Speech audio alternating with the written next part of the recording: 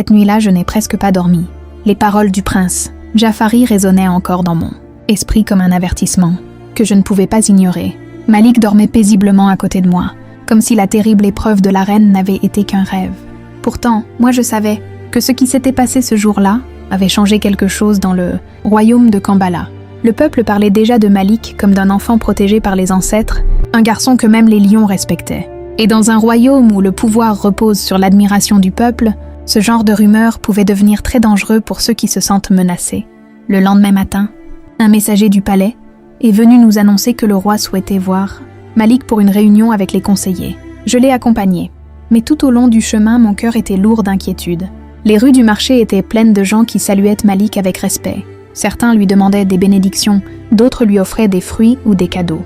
Malik restait humble, remerciant chacun avec simplicité. Bonjour Malik, prends cette mangue mon cher. Merci beaucoup madame, c'est très gentil. Et prends aussi ceci. Bonne chance. Pourtant, je voyais bien que ces gestes d'admiration attiraient aussi des regards plus sombres.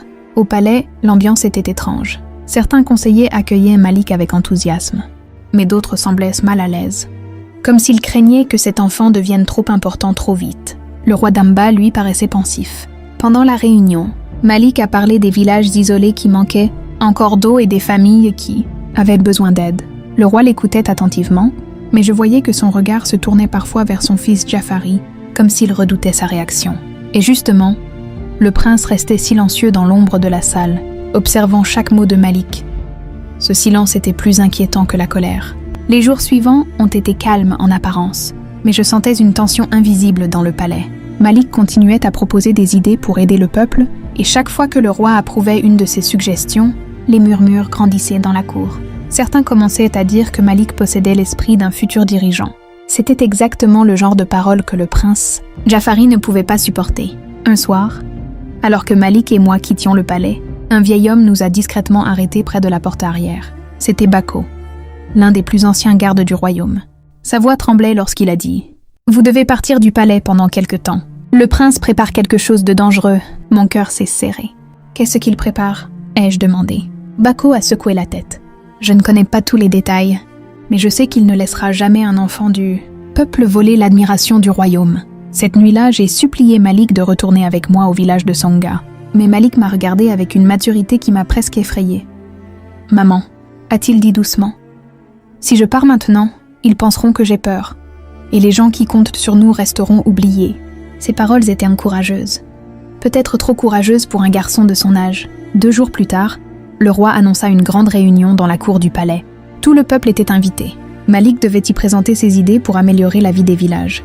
Lorsque nous sommes arrivés, la cour était remplie de monde. Le roi était assis sur son trône, entouré des conseillers. Le prince Jafari se tenait debout à ses côtés, son visage impassible. Malik s'est avancé devant la foule et a commencé à parler avec la même sincérité qui avait toujours touché les gens. Si nous travaillons ensemble, nous pourrons ramener l'eau dans notre village et assurer un avenir meilleur pour tous. Il parlait d'un royaume où chaque village aurait de l'eau, où les enfants pourraient apprendre, où les familles ne vivraient plus dans la peur de la faim. La foule écoutait avec admiration. Mais soudain, le prince Jafari s'est levé brusquement. « Assez !» a-t-il déclaré d'une voix forte. La cour est devenue silencieuse. Cet enfant parle comme s'il connaissait mieux le royaume que ceux qui sont nés pour le diriger. Malik est resté calme. « Mon prince !» a-t-il répondu avec respect. « Je parle seulement de ce que j'ai vu dans les villages. » Les yeux du prince se sont durcis. Pendant un instant, j'ai cru qu'il allait ordonner quelque chose de terrible. Mais au lieu de cela, le roi d'Amba s'est levé avant lui. Sa voix a résonné dans toute la cour. Assez de jalousie et de peur, a-t-il dit fermement. Aujourd'hui, j'ai compris une chose importante. Le royaume n'appartient pas seulement à ceux qui hérident du trône, il appartient aussi à ceux qui aiment le peuple. La foule a murmuré d'approbation.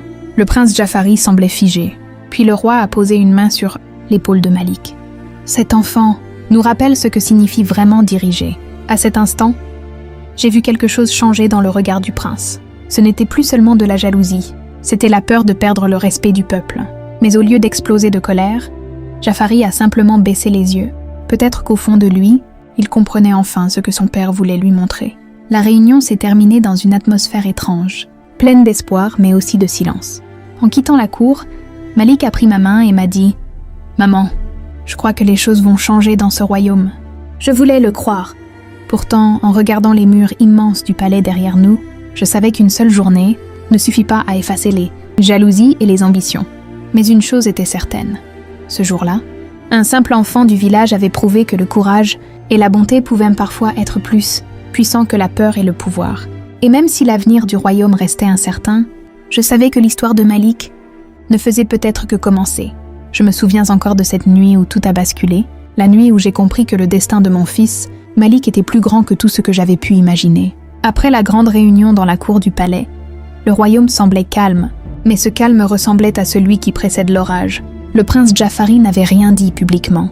Pourtant, ses yeux trahissaient une tempête intérieure. Les jours suivants, plusieurs rumeurs ont commencé à circuler dans le palais. Certains serviteurs murmuraient que le prince rencontrait souvent des chefs de garde dans des salles fermées. D'autres disaient qu'il envoyait des messagers dans des villages éloignés pour chercher des alliés prêts à l'aider.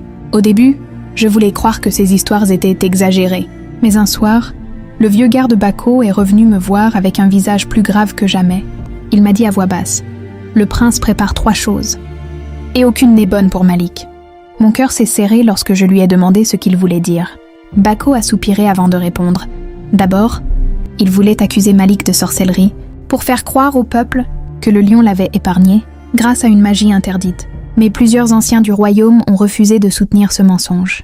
Ensuite, il a pensé envoyer Malik dans une mission dangereuse vers les montagnes du nord, là où vivent des bandits. Mais le roi lui-même a insisté pour que des gardes accompagnent l'enfant, ce qui a fait échouer ce plan aussi. J'écoutais en silence, la peur me nouant la gorge. « Et le 3e plan ?»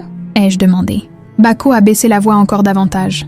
Certains gardes loyaux au prince ont reçu l'ordre de provoquer une attaque pendant un voyage de Malik hors du palais pour faire croire à un accident. Mais ils ont refusé. Beaucoup dans le royaume respectent maintenant ton fils. Lorsque j'ai entendu cela, j'ai compris que la jalousie du prince Jafari était devenue plus dangereuse que jamais. Pourtant, quelque chose d'inattendu s'est produit peu de temps après. Le roi d'Amba est tombé gravement malade. Les guérisseurs du palais faisaient tout leur possible, mais les années et les soucis avaient fatigué le corps du vieux roi. Le royaume entier retenait son souffle. Pendant cette période, Malik passait souvent du temps auprès du roi. Il lui parlait des villages, des enfants, des femmes qui travaillaient au marché. Et chaque fois que Malik parlait, le visage fatigué du roi semblait s'éclairer un peu. Un soir, le roi a demandé que tous les conseillers, les anciens, et même le prince Jafari soient réunis dans la salle du trône. Moi aussi j'étais là, debout près d'une colonne, le cœur serré. Le roi d'Amba paraissait très faible, mais sa voix restait claire. « Toute ma vie, j'ai cru que le trône devait simplement passer de père en fils », a-t-il déclaré. Le prince Jafari s'est redressé avec espoir en entendant ces mots. Mais le roi a poursuivi. Pourtant, ces derniers mois m'ont appris quelque chose. Un royaume ne peut survivre que si celui qui le dirige aime réellement son peuple. Un murmure a parcouru la salle. Puis le roi a fait signe à Malik d'avancer. Mon fils s'est approché timidement. Cet enfant m'a rappelé ce que signifie servir les autres, a dit le roi. Le lion lui-même a reconnu son courage. Le peuple a reconnu sa bonté. Et moi, j'ai reconnu en lui l'esprit d'un vrai dirigeant.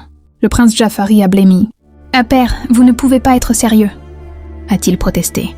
Mais le roi a levé la main pour le faire taire. « Jafari, mon fils, le pouvoir ne se protège pas par la peur ou la jalousie. Il se mérite. » La salle était devenue silencieuse comme une tombe. Puis le roi a prononcé les mots que personne n'oubliera jamais.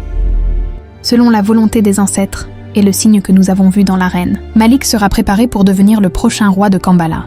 Pendant quelques secondes, personne n'a bougé. Puis les anciens ont commencé à hocher la tête. L'un d'eux a déclaré « Les ancêtres parlent parfois à travers des événements que nous ne comprenons pas immédiatement. » La foule dans la cour, lorsqu'elle a appris la nouvelle, a éclaté en chants et en cris de joie. Malik, lui, semblait perdu. « Je ne suis qu'un enfant », a-t-il murmuré au roi. Mais le vieux roi a souri doucement. Les grands rois ne naissent pas avec une couronne. Ils naissent avec un cœur juste. Quant au prince Jafari, il est resté silencieux pendant toute la cérémonie. Certains disaient qu'il allait se rebeller. D'autres pensaient qu'il quitterait le royaume. Mais finalement, quelques jours plus tard, il s'est présenté devant le conseil et a accepté la décision du roi. Peut-être avait-il compris que lutter contre la volonté du peuple et des anciens ne ferait que détruire le royaume. Le jour où Malik a été officiellement présenté comme futur roi, le soleil brillait sur tout Kambala. Je me tenais parmi la foule, regardant mon fils porter pour la première fois le manteau royal. Mes yeux étaient remplis de larmes, pas de tristesse, mais d'émerveillement. parce que je me souvenais du jour où je pensais l'avoir perdu dans la cage du lion. Et maintenant, ce même enfant que le roi avait voulu éliminer par jalousie était devenu l'espoir du royaume. À cet instant, j'ai compris une chose que la vie m'avait appris de la manière la plus incroyable. Parfois, ce que les hommes essaient de détruire est exactement ce que le destin a choisi pour régner. Et ainsi commença le règne de Malik, le roi que même les lions avaient reconnu avant les hommes.